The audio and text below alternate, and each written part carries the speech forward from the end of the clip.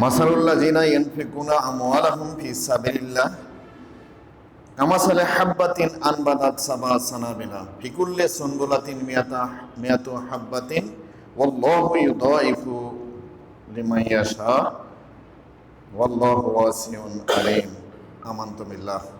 সমস্ত প্রশংসা ও তারিফ সেই মহান আল্লাহ রাব্বুল আলামিনের জন্য, যে মহান আল্লাহ রাব্বুল আলামিন আমাদেরকে শ্রেষ্ঠ জীব রূপে সৃষ্টি করেছেন এবং 7 দিন পর জুমার মসজিদে ফরজ সালাত আদায়ের উদ্দেশ্য নিয়ে হাজির হওয়ার তৌফিক দিয়েছেন। সে আল্লাহ তাআলার দরবারে আমাদের অন্তরের স্থল থেকে শুকরিয়া আদায় করি। সবাই পড়ি আলহামদুলিল্লাহ। অতঃপর দরুদ ও সালাম উদ্ভাসিত হোক জনাবে নবী করিম সাল্লাল্লাহু আলাইহি সাল্লাম, সাইয়্যিদুল মুরসালিন, রাহমাতাল লিল আলামিন, খাতামান নবীন, নবী মুহাম্মদুর রাসূলুল্লাহ সাল্লাল্লাহু আলাইহি সাল্লামের প্রতি সবাই পড়ি সাল্লাল্লাহু আলাইহি সাল্লাম। আমি সূরা বাকারা 2 নম্বর সূরা 261 নম্বর আয়াত তিলাওয়াত করেছি। দান এবং সাদকা বিষয়ক এই আয়াতের উপরে কয়েকটি কোরআন এবং হাদিস আলোচনা করে আমার কথা বলা শেষ করব। আমা তাওফিক ইল্লা বিল্লাহ। রাব্বিশ রাহ লি সাদরি ওয়াসসির লি আমরি ওয়াহলুল উকদাতাম মিন লিসানি ইয়াফকাহু কাওলি। সূরা বাকারা 2 নম্বর সূরা 261 নম্বর আয়াত আল্লাহ তাআলা বলছেন, মাসালুল লাযিনা ইয়ানফিকুনা আমওয়ালাহুম ফি সাবিলিল্লাহ, তাদের উদাহরণ যে যারা আল্লাহর রাস্তায় ধন সম্পদ ব্যয় করে, কামাসালে হাব্বাতিন আনবাতাত সাবআ সানাবিলা, যে তাদের এই ব্যয়টা হলো একটা দানা যেটা উৎপাদন করে 60টা শীষ। ফি কুল্লি সুনবুলাতিন মিয়াতু হাব্বাতিন, আর প্রত্যেকটা শীষে আছে 100টা করে দানা। যদি আপনি দান করি একটা দানা, তাহলে আল্লাহ বলছেন এটা শস্য ক্ষেত্রে রোপণ করার মতো 60টা দানা তৈরি করা হয়। এরপরে প্রত্যেকটা দানা আবার শীষ তৈরি করে, প্রত্যেকটা শীষে থাকে 70টা দানা। আল্লাহু ইউদাইফু লিমান ইয়াশা, আর আল্লাহ যাকে চান তার সওয়াব বেশি গুণ বাড়িয়ে দেন। আল্লাহু ইউদাইফু লিমান ইয়াশা, আর আল্লাহ যাকে চান তার প্রতিদান আরো বাড়িয়ে দেন। এখানে আল্লাহ তাআলা 60টা শীষ থেকে প্রত্যেকটা শীষে 70টা দানা, আর এই 7কে যদি আপনি 10 দ্বারা গুণ করা হয় তাহলে হচ্ছে কি 70 গুণ। তো আল্লাহ রাব্বুল আলামিন এখানে আমাদের প্রতিদানটা গুণ আকারে বলেননি, বলেছে দানা আকারে। তার মানে কি একটা গাছ এর লাইফ টাইম যদি আমরা ধরি 100 বছর, তাহলে 100 বছরে একটা গাছ কতটা ফল দিবে এটা হয়তো গুণে শেষ করা যাবে, কিন্তু একটা বীজ 100 বছরে কি পরিমাণ দানা তৈরি করবে এটা হয়তো গুণে শেষ করা যাবে না। তার মানে কি আল্লাহ এখানে দানের প্রতিদানটা মানে প্রতিদান আকারে, ফল আকারে বলেনি, বীজ আকারে বলেছেন। তার মানে বীজ, একটা গাছ যদি 70 বছর বেঁচে থাকে, অথবা আমরা যদি 70 বছর বেঁচে থাকি, তাহলে একটা আম গাছে যদি ধরেন তাহলে এটার কতটা আম হবে গুণে শেষ করা যাবে 70 বছরে, প্রতি বছরই গুনবেন। কিন্তু যদি একটা আমের বীজ ধরেন, এই বীজ আমার পরের বছরে 60টা গাছ দিবে বা 70টা আম দিবে, এই 70টা আম আবার পরের বছরে 70টা আমের গাছ দিবে, এই 70টা আমের গাছ, প্রত্যেকটা গাছ আবার পরের বছরে 70টা আমের গাছ দিবে।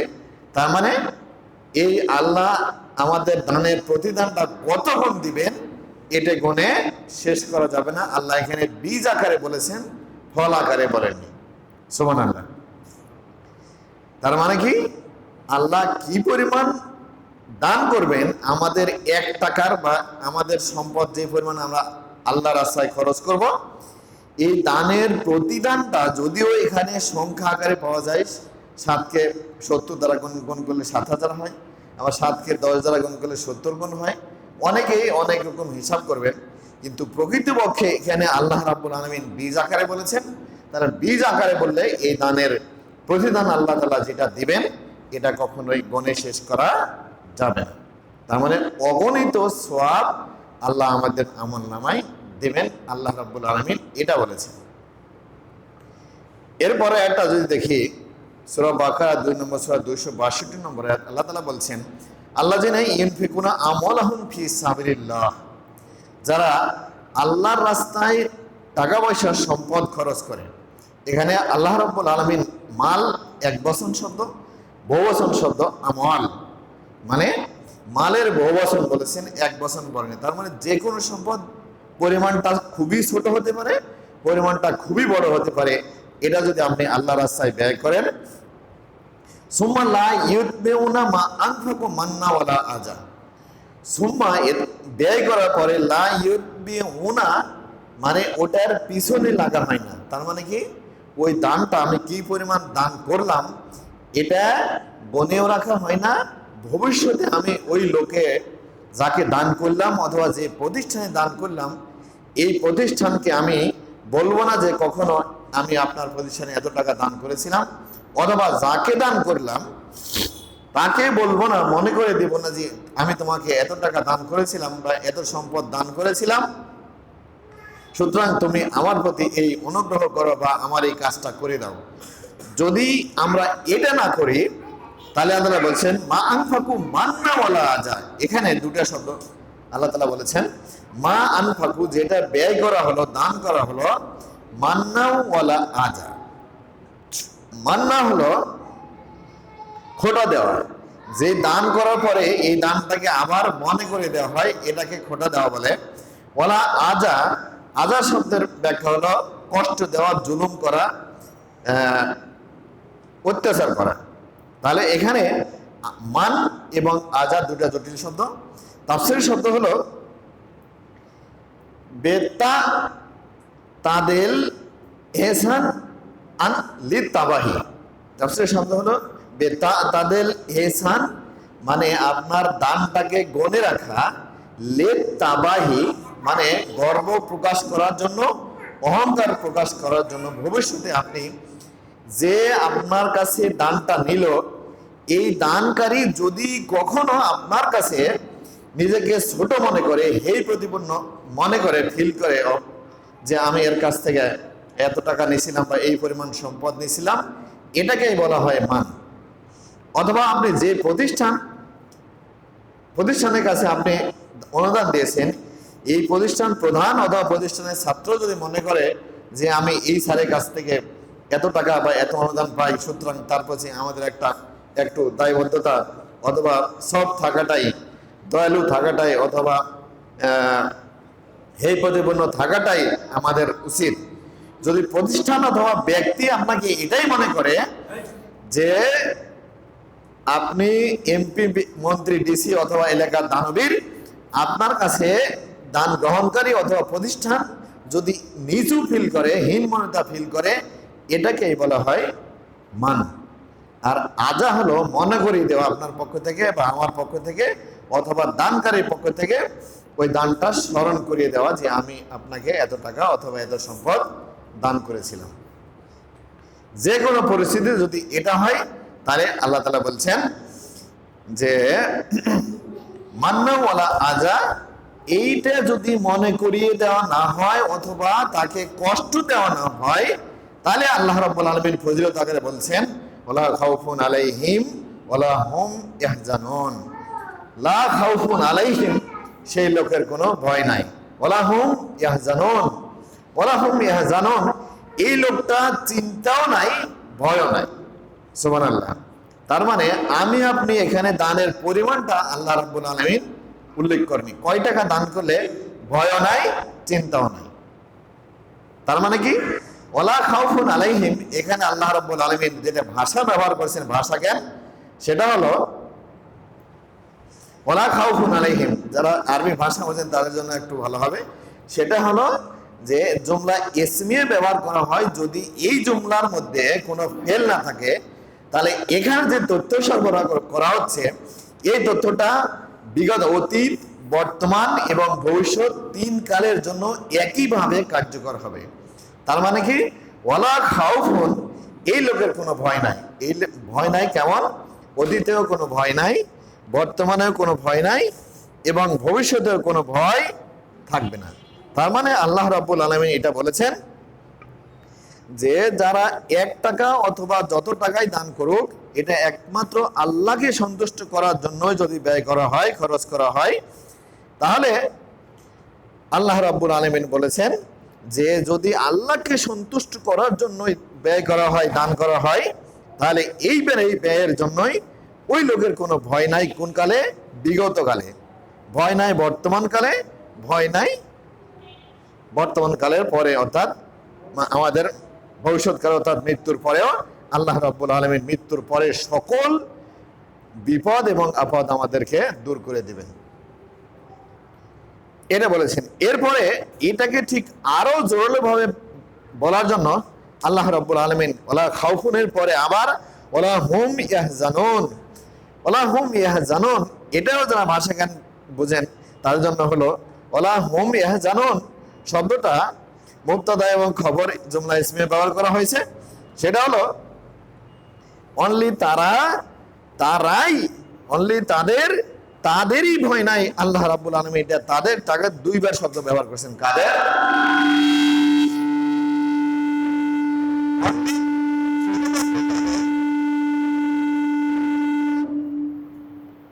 শুধুমাত্র তাদেরই ভয় নাই।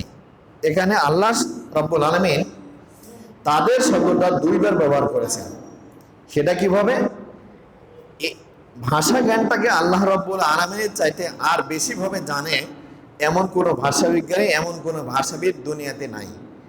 এই জুমলা ফেলিয়ারটাকে যদি ইসমিয়া বানানো হয়, তাহলে এটা ওই ফাইলের উপরে ব্যাপক জোর দেওয়া হয়।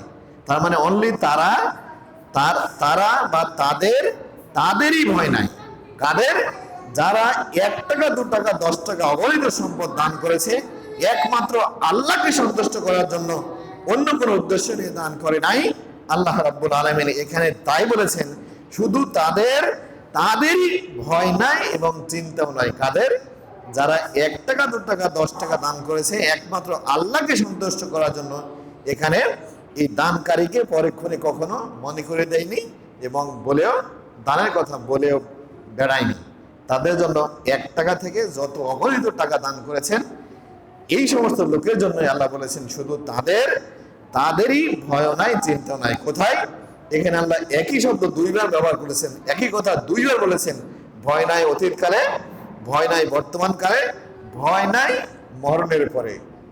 সুবহানাল্লাহ, আল্লাহ কত সুন্দর, কত গভীরভাবে বাক্য ব্যবহার করেছেন।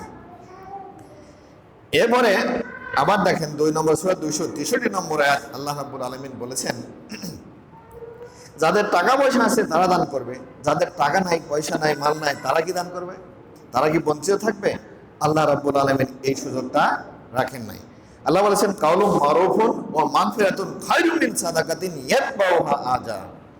এখানেও আল্লাহ রাব্বুল আলামিন বলেছেন কাউলুম মারুফ, আপনার জীবনের সকাল থেকে সারা দিনের, অথবা আপনার জীবনের শুরু থেকে 70 বছর, 100 বছর পর্যন্ত যতদিন আপনি বাঁচেন, ততদিনের প্রত্যেকটা ভালো কথাই হলো দানের সমান সওয়াব। সুবহানাল্লাহ। তার মানে কি? কাউলুম মারুফুন ওয়া মাগফিরাতুন, এখানে মাগফিরাত শব্দ ব্যবহার করেছেন। যদি কেউ আপনার কাছে কোনো খারাপ ব্যবহার করে অথবা আপনার কোনো সম্পদ নষ্ট করে, এই জায়গাতে মাগফিরাত শব্দ ব্যবহার করা হয়। যে কেউ আপনাকে শালা বললো, আপনি তাকে ক্ষমা করে দিলেন, অথবা যে কেউ আপনার কোনো ছোট থেকে ছোট অথবা বড় থেকে বড় ক্ষতি করে দিল, আপনি এই ক্ষতিটা কিছু মনে করুন না, ক্ষমা করে দিলেন। এই শব্দ এখানে মাগফিরাত শব্দ দ্বারা আল্লাহ রাব্বুল আলামিন প্রকাশ করেছেন যে কাউলুম মারুফ, যে কোনো আপনার ভালো কথা এবং কাজ। অথবা মারুফ শব্দের ব্যাখ্যা হলো আরেকটা, সেটা হলো যে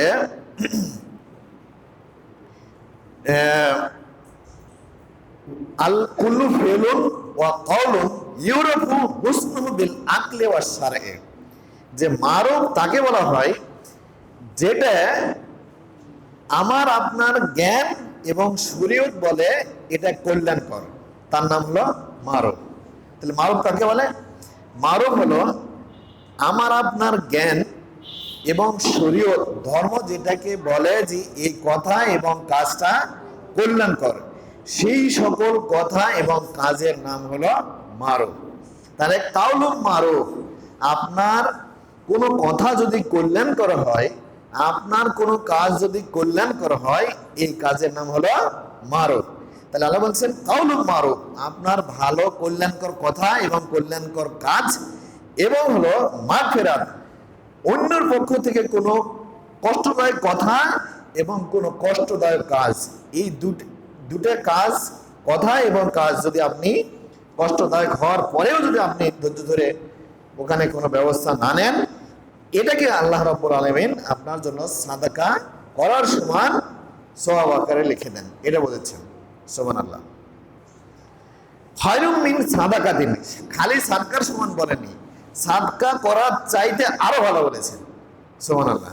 এরপরে শর্ত জুড়ে দিয়েছেন কি, ইয়াতবাউহা আজা।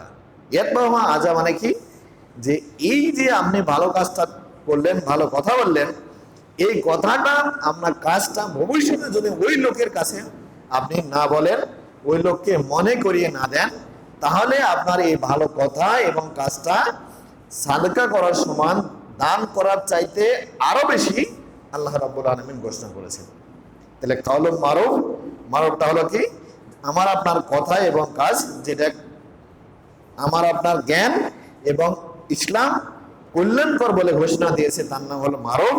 আর এই মারুফটা হলো আল্লাহ রাব্বুল আলামিন ঘোষণা করেছেন যে দান এবং সাদকার চাইতে আরো বেশি বড়। সুবহানাল্লাহ। যদি এটা ওই লোকের কাছে মনে করিয়ে না দেওয়া হয়, যদি আমার আপনার এই ভালো কাজ এবং কথাটা যদি ওই লোকের কাছে মনে করিয়ে দেওয়া হয়, তাহলে এর হলো প্রতিদান জিরো, শূন্য, এর কোনো প্রতিদান নাই। ওয়াল্লাহু গনিয়ুন হালিম, আর আল্লাহ রাব্বুল আলামিন হলেন গনিয়ুন, ধনী, এবং হালিম হলো ধৈর্যশীল।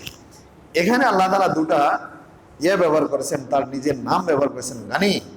আমি আপনি সম্পদ কামাই করে বড় লোক, আর আল্লাহ নিজের সম্পদ সৃষ্টি করে বড় লোক। আমি আপনি সম্পদ সৃষ্টি করতে পারি না, আমি আপনি কি করি, সম্পদ কামাই করি। এটা কামাইটা হতে পারে বৈধ পন্থায়, হইতে পারে অবৈধ পন্থায়। আমি আপনি সোনা সৃষ্টি করতে পারি না, সোনার খনি তৈরি করতে পারি না। আমি আপনি ধান রোপণ করতে পারি, পরিচর্যা করতে পারি, পানি দিতে পারি, ঘাস পরিষ্কার করতে পারি, কিন্তু ধানের বীজ শীষে দানা সৃষ্টি করতে পারি না। এই কারণে আল্লাহ রাব্বুল আলামিন যে সোনার খনিতে সোনা তৈরি করতে পারেন, আর ধানের শীষে ধান তৈরি করতে পারেন, আর আমি আপনি পারি হলো পরিচর্যা করতে। তাহলে আল্লাহ এই কারণে বলেছেন যে আমি সৃষ্টিকারী, আর তোমরা হলো কি পরিচর্যাকারী, পরিবহনকারী। আমি সৃষ্টিকারী হিসাবে আমি হলাম ধনী, আমি কারো সম্পদ অত্যাচার করে ছিনিয়ে নিই না, আর তোমরা কি করো, অত্যাচার করো, অবৈধভাবে কামাই করো। আমি সোনার খনি তৈরি করি, আমি কারো কাছ থেকে সোনা ছিনিয়ে নিই না, আর তোমরা কি করো, অন্য মানুষের কাছ থেকে সোনা দানা, টাকা পয়সা, মনে মুক্তা সব ছিনিয়ে নিয়ে বড়লোক হতে পারো। এই জন্য আমি হলাম ধনী, প্রকৃত ধনী, আর তোমরা হলো কি আমার কাছে মোকাপেক্ষী অথবা পরিচর্যাকারী, পরিবহনকারী, তোমরা সৃষ্টিকারী নও। আর গনিয়ুন শব্দটা হলো প্রকৃতপক্ষেই ধনী। সেটা কিভাবে, যে আমি আপনি ধনী হলেও আমি আপনি 100 বছর পরে এই দুনিয়াতে নাই। রাসূল সাল্লাল্লাহু আলাইহি ওয়াসাল্লাম বলেছেন আজ থেকে 100 বছর পরে আজকের জামানায় যারা ছিল তারা কেউ থাকবে না। হাদিস বুখারী শরীফ। তার মানে কি, আমি আপনি যতই কোটিপতি হই না কেন, 100 বছর পরে আমার সম্পদের মালিক অন্য কেউ হয়ে যাবে। আর আল্লাহ রাব্বুল আলামিন আছেন, বিগতকালে ছিলেন, এখন আছেন, কিয়ামতের পরেও কি হলো, থাকবেন। আল্লাহ রাব্বুল আলামিন এই কারণেই ধনী।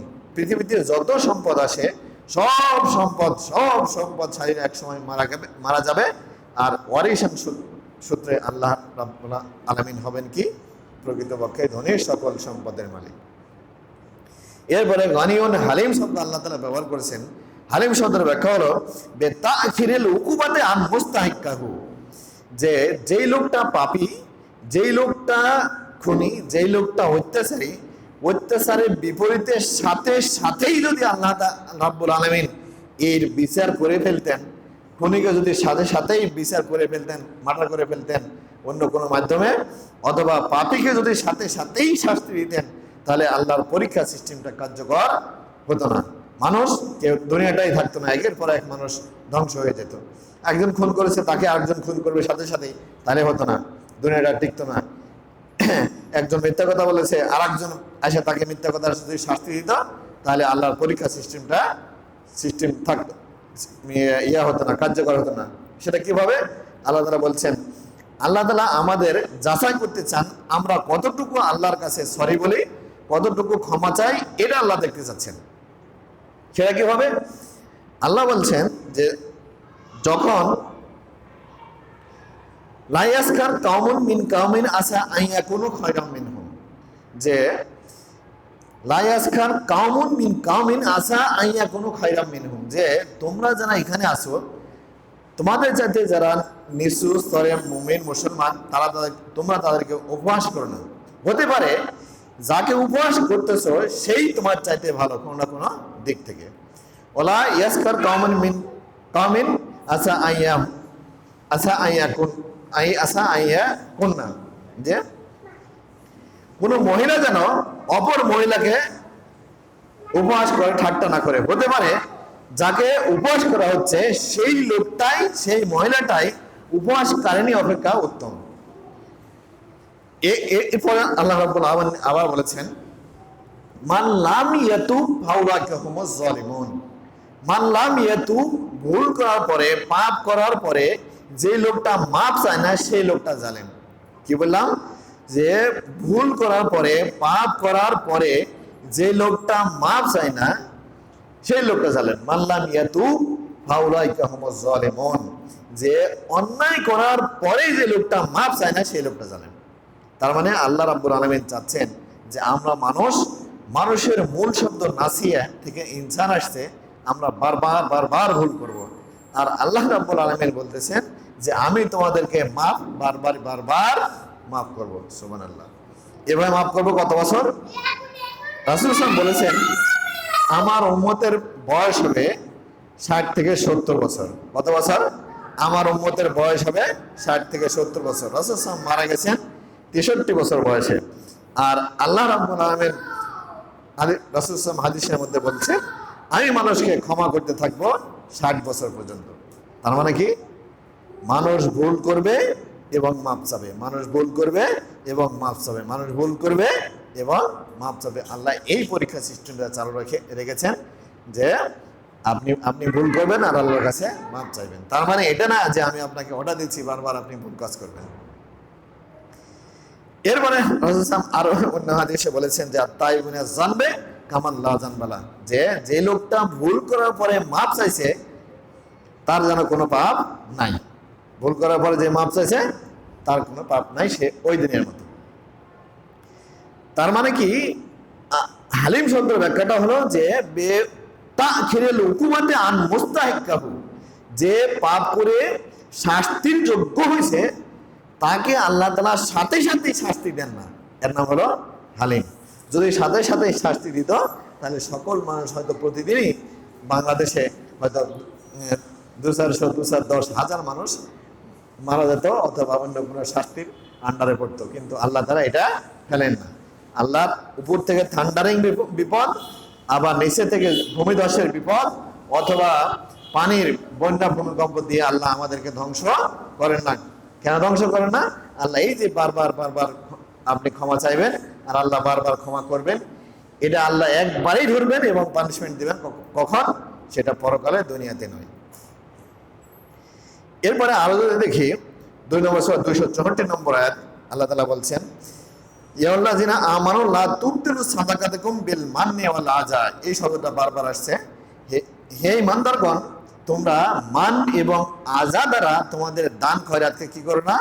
নষ্ট করো না, ধ্বংস করো না। মান এবং আযা, তাহলে লা তুবতিলু সাদাকাতুকুম বিল মান্নি ওয়াল আযা, যে তোমরা তোমাদের দান খয়রাতকে নষ্ট করো না মান এবং আজা দ্বারা। মান এবং আজা হলো দান করার পরে মানুষকে মনে করে দেওয়া। দান করার পরে আপনার বড়ত্ব ওই দানকারী, যাকে দান করেছেন সেই প্রতিষ্ঠান অথবা যাকে দিয়েছেন ব্যক্তি, এই দুজনের উপরে আপনার বড়ত্ব জাহির করাকে কি বলে? মান এবং আজা বলে। যদি মান এবং আজা করেন তাহলে আল্লাহ তাআলা বলছেন লা তুবতিলু সাদাকাতিকুম, তোমরা তোমাদের সাদকাটা নষ্ট করো না। এই মনে করে দিলে আমার দান খয়রাতের কোনো সওয়াব পাবো না। কাল্লাজি ইউনফিকু মালাহু রিয়ান নাস, এখানে আল্লাহ রাব্বুল আলামিন নিজেই বর্ণনা দিচ্ছেন কাল্লাজি ইউনফিকু মালাহু রিয়ান নাস, যে লোকটা মানুষকে দেখানোর জন্য দান করে তার দানের কোনো সওয়াব হবে না। এরপরে আবার আল্লাহ আরো বলেছেন ওয়ালা ইউমিনু বিল্লাহি ওয়াল ইয়াউমিল আখির, আর যে লোকটা বিশ্বাস করে না আল্লাহর উপরে এবং পরকালের উপরে, এই লোকটাও দান করলে কোনো সওয়াব হবে না। ফা মাসানুহু কামাসালে সাফওয়ানিন আলাইহি তুরাব, ফা মাসানুহু এই লোকের উদাহরণ হলো যে লোক কি দান করার পরে মনে করিয়ে দেয়। যে লোকটা দান করার পরে মনে করিয়ে দেয়, আর যে লোকটা ঈমান আনে না আল্লাহর উপরে এবং পরকালের উপরে, এই লোকটা যদি দান করে তার দানে কোনো সওয়াব হবে না। এদের উদাহরণ আল্লাহ রাব্বুল আলামিন দিচ্ছেন ফা মাসানুহু কামাসালে সাফওয়ানিন আলাইহি তুরাব, সেই লোকটার উদাহরণ হলো একটা মসৃণ পাথর, আলাইহি তুরাব, তার উপরে কিছু মাটি আছে। ফা আসাবাহু ওয়াবিলুন ফা তারাকাহু সালদা, ফা আসাবাহু ওয়াবিলুন, এরপরে প্রবল বৃষ্টিপাত ওই পাথরের উপরে কি হলো? হয়ে গেল। ফা তারাকাহু সালদা, এরপর ওই পাথরের উপরে যে মাটি ছিল এটা পরিষ্কার হয়ে ধুয়ে মুছে ওটা কি নিরস বানিয়ে গেল। ফা তারাকাহু সালদা লা ইয়াকদিরুনা আলা শাইইন মিম্মা কাসাবু, লা ইয়াকদিরুনা আলা শাইইন, এই যে দান করেছে এখান থেকে সে কোনো কিছুই কাজে লাগাতে পারল না। তার মানে কি, আমি আপনি আপনার জীবনে সারা জীবন হয়তো দেখেছি যে মরুভূমিতে পানি আটকায় রাখেন, আটকায় থাকে না। এই মরুভূমির উপরে যদি আপনি গাছ রোপণ করেন, বীজ রোপণ করেন, এখান থেকে গাছ উৎপাদন হয় না, এখান থেকে কোনো ফল পাওয়া যায় না। কিন্তু আল্লাহ রাব্বুল আলামিন এখানে পাথর শব্দ ব্যবহার করেছেন। পাথরের উপরে যদি আপনি গাছ লাগান তাহলে পাথর কখনো গাছ দিবে না। এই গাছ থেকে যদি ফল আশা করেন, এখান থেকে ফলের আশা, আপনার আশাটা কি হবে? বৃথা হবে, ফল পাওয়া যাবে না। এইভাবে আল্লাহ রাব্বুল আলামিন একে তো পাথর শব্দ ব্যবহার করেছেন, তারপরে বৃষ্টি দিয়ে ওই পাথরের উপরে যে মাটি ছিল সেটাও চলে গেছে এটা বলেছেন, তারপরে বলেছেন যে কি এখান থেকে কোনো, এই পাথরের উপরে বৃষ্টির পরে কি হলো? ধুয়ে মুছে চলে গেল, কোনো নাই, মাটি নাই, এখানে বীজ রোপণ করলে কোনো গাছ হবে না, এখান থেকে কোনো ফল পাওয়া যাবে না। তার মানে দান করার পরে যদি মনে করিয়ে দেন, এই দান থেকে কোনো কিছু আমার আউটপুট পাওয়া, সওয়াব পাওয়া যাবে না।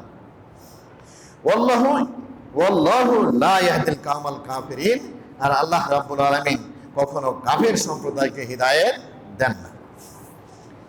আচ্ছা, এরপরে যদি আমরা দানের ফজিলত দেখি, অনেক কিছু আছে। আল্লাহ রাব্বুল আলামিন রাসূল সাল্লাল্লাহু আলাইহি ওয়াসাল্লাম হাদিস শরীফের মধ্যে যদি আমরা দেখি তো আন ইবনে ওমর কলা, ইবনে ওমর রাদিয়াল্লাহু তাআলা তিনি বলেন যে আমারনা রাসূলুল্লাহ সাল্লাল্লাহু আলাইহি ওয়াসাল্লাম আন্নাত তাসাদ্দাকু, যে রাসূল সাল্লাল্লাহু আলাইহি ওয়াসাল্লাম ওমর রাদিয়াল্লাহুকে বললেন যে তোমরা কিছু সাদকা করো। ফা ওয়াফাকা যালিকা ইনদি মালান, ওমর রাদিয়াল্লাহু বলতেছে এই সময় আমার কাছে টাকা পয়সা সম্পদ ছিল। ফা সাবাকতু আবা বাকরিন রাদিয়াল্লাহু ইন সাবাকতু, যে আমি কখনোই ভালো কাজে আবু বকর রাদিয়াল্লাহুকে অতিক্রম করতে ডিঙ্গাতে পারিনি। আজ আমার কাছে সম্পদ আছে, আমি এই দানটা আবু বকর রাদিয়াল্লাহু চাইতে আরো বেশি করব। হ্যাঁ, যেহেতু বেনেসফে মালিন, ওমর রাদিয়াল্লাহু বলতেছে যে আমি আমার সম্পদের অর্ধেক নিয়ে রাসূলের দরবারে হাজির হলাম। ওয়া আবা বাকরিন রাদিয়াল্লাহু যেটা বে মালিকুল্লিহি, আর আবু বকর রাদিয়াল্লাহু তার সমস্ত সম্পদ নিয়ে রাসূলের দরবারে হাজির হলো। এরপরে রাসূল সাল্লাল্লাহু আলাইহি ওয়াসাল্লাম বলতেছেন মা আবকাইতা ইয়া উমর লি আহলিকা, হে উমর তুমি তোমার বাসার বাড়ির পরিবার বর্গের জন্য কি রেখে এসেছো? তখন উমর রাদিয়াল্লাহু বললেন মেসলুহু, যে আমি যে পরিমাণ নিয়ে আসছি ঠিক ওই পরিমাণ সম্পদ আমার ছেলে মেয়ের জন্য রেখে এসেছি। এরপরে মা আবকাইতা ইয়া আবু বকর রাদিয়াল্লাহু লি আহলিকা, হে আবু বকর তুমি তোমার পরিবার বর্গের জন্য কি রেখে এসেছো? তখন আবু বকর রাদিয়াল্লাহু বলেন আবকাইতা আল্লাহ ওয়া রাসূলুহু, আল্লাহ এবং আল্লাহ রাসূলকে আমার পরিবার বর্গের জন্য রেখে এসেছি। এরপরে ফাকালা উমর রাদিয়াল্লাহু বলতেছেন লা ওয়াল্লাহি লা আসবিকু মিন শাইইন আবাদা, আল্লাহর কসম আমি আমার জীবনে অতীতেও এবং আজকেও এবং ভবিষ্যতেও কোনোদিন আবু বকর রাদিয়াল্লাহুকে ডিঙ্গিয়ে কোনো ভালো কাজ করতে পারিনি। সুবহানাল্লাহ। তার মানে এই হাদিস থেকে অনেকবার আপনারা শুনেছেন, হয়তো এই হাদিসটা অনেকবার শুনেছেন। যদি আপনারা এটা শুনেন যে আমি আপনি বা পৃথিবীর সব মানুষ তার সকল সম্পদ দান করতে পারে, যদি এটা শুনে থাকেন তাহলে ভুল শুনেছেন। যদি এটা বিশ্বাস করে থাকেন তাহলে ভুল বিশ্বাস করেছেন। যদি এটা বিশ্বাস করে থাকেন যে আমার আপনার সম্পদের অর্ধেক পরিমাণ দান করা যায়, তাহলে ভুল বিশ্বাসের উপরে আছেন, ভুল কথা শুনেছেন। সঠিক কথা কি? সঠিক কথা হলো আমি আপনি আমার সম্পদের 1/3 বেশি দান করতে পারবো না। সঠিক কথাটা কি? এই হাদিসে কি বলা হচ্ছে? এই হাদিসে বলা হচ্ছে আবু বকরের চাইতে এই পৃথিবীর বুকে আর অন্য কোনো ভালো মানুষ নাই। আবু বকর রাদিয়াল্লাহু চাইতে ভালো কাজ করেছে এমন কোনো মানুষ আর পৃথিবীর বুকে নাই। আবু বকর রাদিয়াল্লাহু চাইতে ভালো মানুষ, কল্যাণকর কাজে বেশি কল্যাণকর কাজ করেছে এমন কোনো মানুষ পৃথিবীর বুকে নাই। এরপরে দেখেন, সেটা হলো সাদ বিন আবি ওয়াক্কাস রাদিয়াল্লাহু আনহু ক্বালা রাসূলুল্লাহ সাল্লাল্লাহু আলাইহি ওয়াসাল্লাম ইন্নী রাজুলুন মালুন কাসিরুন, আমি হলাম অনেক সম্পদের মালিক। সাদ বিন আবি ওয়াক্কাস রাদিয়াল্লাহু মারিস্তু আমাল ফাতহে মারাজান, আমি অসুস্থ হলাম মক্কা বিজয়ের দিন। মারজান মানে ব্যাপক অসুস্থ হলাম, খুবই অসুস্থ হলাম। আশফাইতু আলাল মাউত, এমনকি মৃত্যুর দরজায় চলে গেলাম। বা জানি রাসূলুল্লাহ সাল্লাল্লাহু আলাইহি ওয়াসাল্লাম, রাসূলুল্লাহ সাল্লাল্লাহু আলাইহি ওয়াসাল্লাম আমার অসুস্থর খবর শুনে আমার কাছে আসলেন। ভাই ইয়াউদুনি, এবং আমার সেবা করলেন কে? রাসূল সাল্লাল্লাহু আলাইহি ওয়াসাল্লাম। কার? সাদ বিন আবি ওয়াক্কাস রাদিয়াল্লাহু। এর বলে সাদ বিন আবি ওয়াক্কাস রাদিয়াল্লাহু বলতেছেন যে ইন্নালি মালুন কাসিরুন, আমার কাছে অনেক সম্পদ আছে। ইন্নালি মালুন কাসিরুন আফা উসিবে মালে কুল্লিহি, হে আল্লাহ রাসূল আমি কি আমার টোটাল সম্পদ দান করতে পারি, মানে লিখে দিতে পারি? তখন রাসূলুল্লাহ সাল্লাল্লাহু আলাইহি ওয়াসাল্লাম বললেন যে লা, তুমি তোমার টোটাল সম্পদ দান করতে পারো না। এরপরে আবার সাদ বিন আবি ওয়াক্কাস রাদিয়াল্লাহু রাসূলকে বললেন যে সুলুসাই মালি, আমি আমার সম্পদের 3/2 66% কি দান করতে পারি? তখন রাসূলুল্লাহ সাল্লাল্লাহু আলাইহি ওয়াসাল্লাম বললেন লা।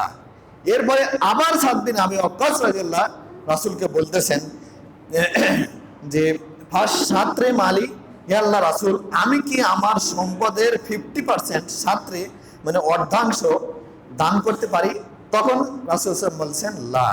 এরপরে আবার রাসূল সাদ বিন আবি ওয়াক্কাস রাদিয়াল্লাহু রাসূলকে বলতেছেন যে ওয়াস সুলুসু, হে আল্লাহ রাসূল আমি কি 33% আমার সম্পদের 3/1 দান করতে পারি? তখন রাসূলুল্লাহ সাল্লাল্লাহু আলাইহি ওয়াসাল্লাম বললেন ফাস সুলুস, হ্যাঁ তুমি তোমার সম্পদের 3/1 দান করতে পারো। এরপরে আবার বলছেন ওয়াস সুলুসু কাসির, তবে সাবধান 3/1 তুমি টোটাল সম্পদের 3/1 দান করতে পারো, এটা সর্বোচ্চ পরিমাণ দান। এত দান তোমার করতে, এটা যদি চাও তাহলে এটা হবে তোমার সর্বোচ্চ দান। এরপরে আবার বলতেছে ইন্তাজার আহলাকা আগ্নি আন খায়রুন মিন আনতাজার হুম আলাতান, যে তুমি তোমার ছেলে মেয়েকে পরিবার বর্গকে গরিব রেখে যাওয়ার চাইতে ধনী রেখে যাওয়াটাই সর্বোত্তম। তুমি তোমার ছেলে মেয়ে পরিবার পরিজনকে গরিব রেখে যাওয়ার চাইতে ধনী রেখে যাওয়াটাই তোমার জন্য ভালো। এটা কাফাফুনান নাস, যে তুমি তোমার ছেলে মেয়েকে এই অবস্থায় রেখে যাচ্ছ যে মানুষের কাছে তোমার ছেলে মেয়ে হাত বাড়াবে, এটা তোমার জন্য বৈধ নয়। এরপর রাসূল আবার বলেছেন, লান তুনফিকা নাফাকাতান তাবতাগি বিহা ওয়াজহাল্লাহ, তুমি লান তুনফিকা নাফাকাতান এমন কোন খরচ করবে, তাবতাগি বিহা ওয়াজহাল্লাহ, যেই খরচটা তুমি আল্লাহকে সন্তুষ্ট করার জন্যই করবে, ইল্লা উজিরতা বিহা, এই প্রত্যেকটা খরচের জন্য তোমাকে সওয়াব দেওয়া হবে।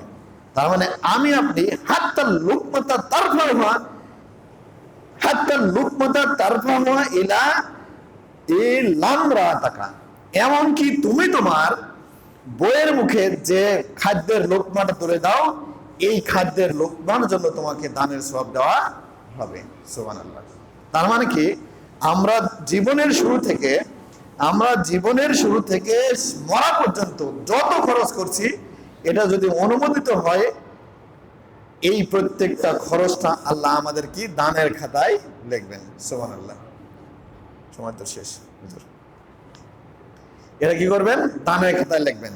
তার মানে কি, আমাদের জীবনের প্রত্যেকটা খরচের সাথে আমাদের উদ্দেশ্য থাকবে যে আমরা যেটা খরচ করতেছি, আমরা নিজেরাও খাচ্ছি, এটা দানের সওয়াব, আমরা ছেলেকে খাওয়াচ্ছি, এটা দানের সওয়াব, আমরা আমাদের বউকে খাওয়াচ্ছি, এটা দানের সওয়াব, আমরা আমাদের বাবা এবং মাকে খাওয়াচ্ছি, এটা কি দানের সওয়াব। ঠিক আরেকটা হাদিস দেখে শেষ। আন মালিক আশআরী ক্বালা রাসূলুল্লাহ সাল্লাল্লাহু আলাইহি ওয়াসাল্লাম, আত-তুহরু শাতরুল ঈমান, পবিত্রতা হচ্ছে ঈমানের অর্ধেক।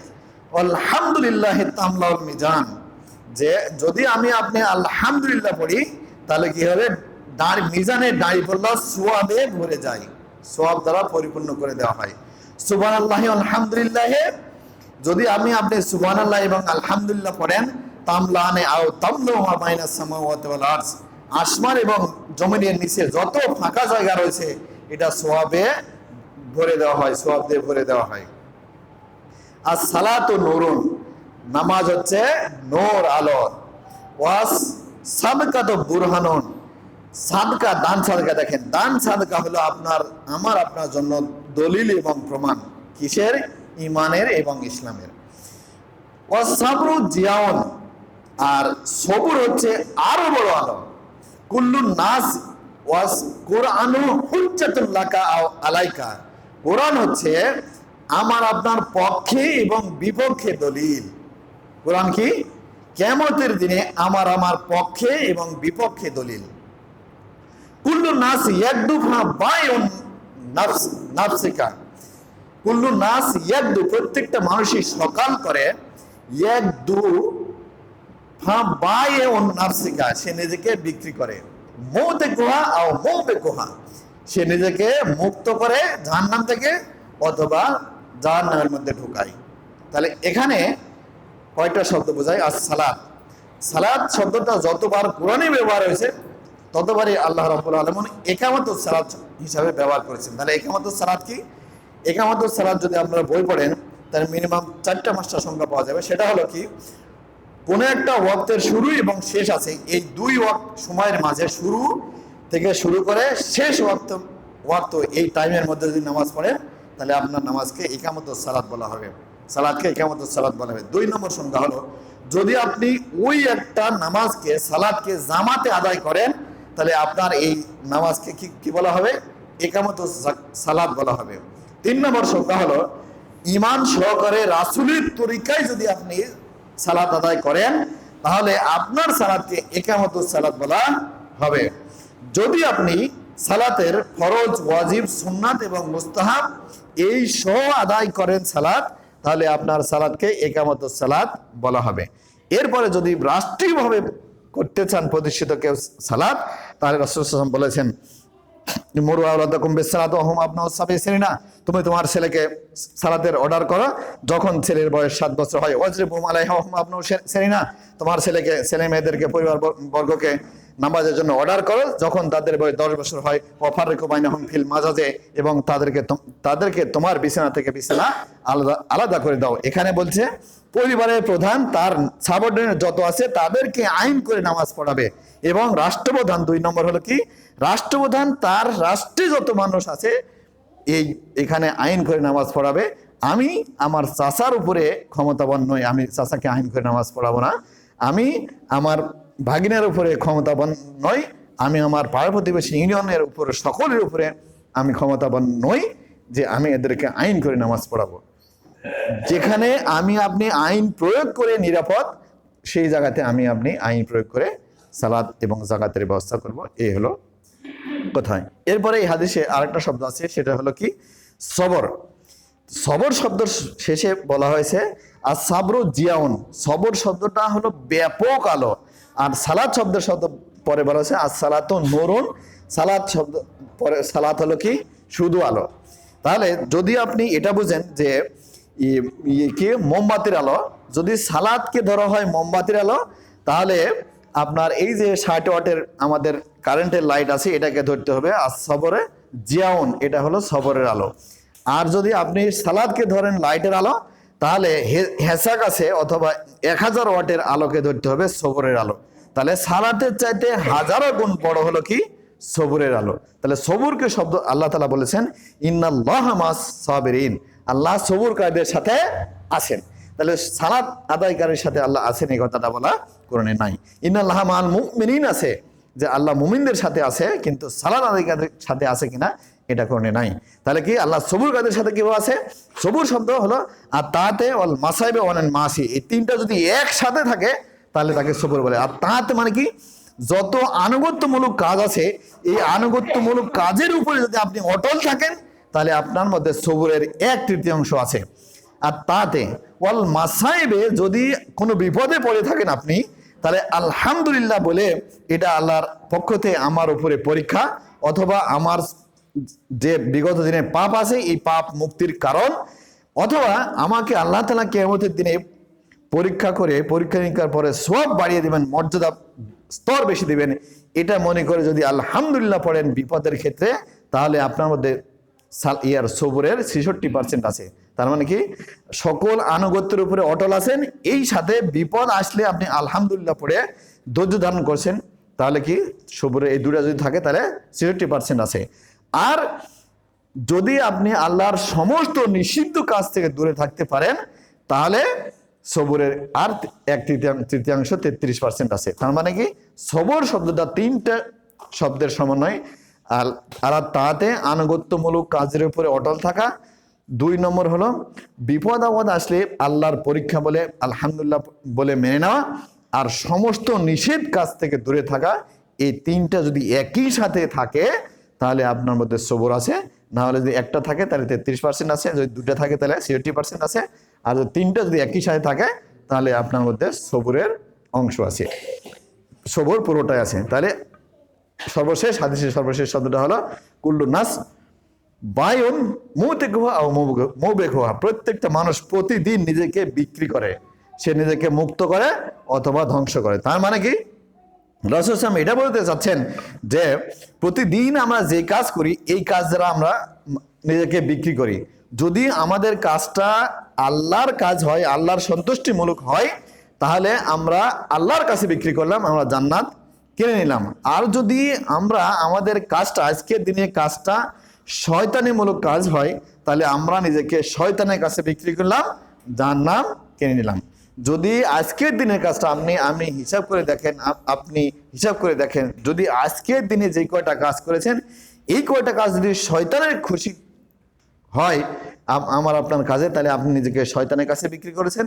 আর যদি আপনি আজকের দিনে যে কয়টা কাজ করেছেন এই কাজ যদি আল্লাহর সন্তুষ্টি হয়, তাহলে নিজেকে আল্লাহর কাছে বিক্রি করেছেন। এই হলো হাদিসের মোটামুটি কয়েকটা জটিল শব্দ ছিল, জটিল শব্দের ব্যাখ্যা। তো আমরা অনেক কথা বললাম, বলার মধ্যে যদি ভুল থাকে তাহলে আল্লাহ যেন আমাকে ক্ষমা করেন, আর আপনাদের অন্তর থেকে এই কথাটা যেন মুছে দেন। সুবহানাকা রাব্বিকা রাব্বিল ইজ্জাতি আম্মা ইয়াসিফুন, ওয়া সালামুন আলাল মুরসালিন, আলহামদুলিল্লাহি রাব্বিল আলামিন।